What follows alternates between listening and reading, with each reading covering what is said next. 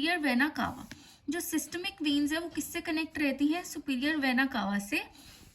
इधर है हमारी इंफीरियर वेना कावा। अब उससे ब्लड हमारा कहाँ गया? देखो लेफ्ट हार्ट से स्टार्ट था, लेफ्ट एट्रिया।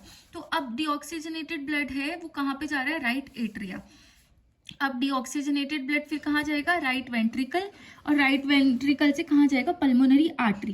तो देखो हम यही कह रहे थे कि जो सिस्टमिक आर्टरीज हैं उनके पास कैसा ब्लड होता है? Oxygenated blood, accept pulmonary artery जिसके पास किस टाइप का ब्लड होता है? डीऑक्सीजनेटेड ब्लड, जो कहाँ जा रही है? लंग्स से near to alveoli.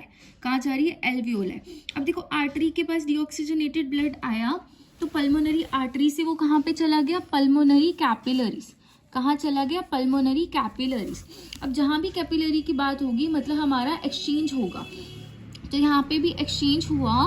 Pulmonary capillary का जितना भी वेस्ट प्रोडक्ट था वो कहाँ पे चला गया? एल्वियोलाई से कन्वर्ट हो गया, और एल्वियोलाई में जितना भी ऑक्सीजन था वो किसके पास चला गया? पल्मोनरी कैपिलरीज के पास। अब मतलब ये है कि पल्मोनरी कैपिलरी पे डीऑक्सीजनेटेड ब्लड था, बट अब इसके पास ऑक्सीजन आ गया तो वो कैसा टाइप का ब्लड हो गया? Oxygenated blood. वो किसके पास गया? Pulmonary veins. तो पल्मोनरी वेन्स के पास अब किस टाइप का ब्लड आया? ऑक्सीजनेटेड ब्लड, जो वीनस ब्लड के थ्रू कहाँ पे गया है? Left atria. देखो सारी चीजें कहाँ से स्टार्ट हुई थी? लेफ्ट एट्रिया से। उसके पास ऑक्सीजनेटेड ब्लड था तो पल्मोनरी सर्कुलेशन से फिर वो कहाँ चला गया?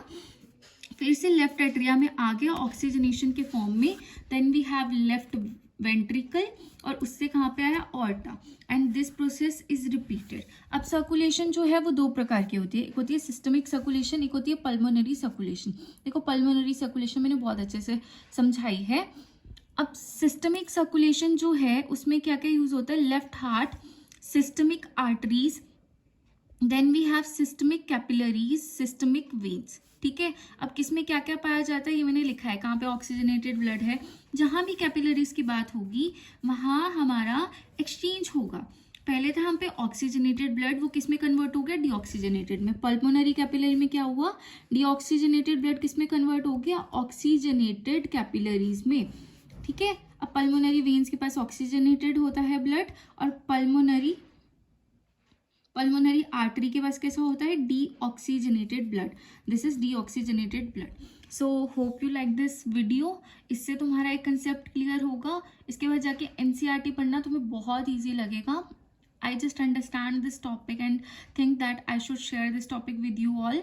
सो अगर और भी कोई टॉपिक आपको एनसीईआरटी में समझ नहीं आ रहा है, आपको समझना है, you can tell me in comment section. I will make video definitely on that. So please like, share, subscribe my channel Lifelogy Sensei.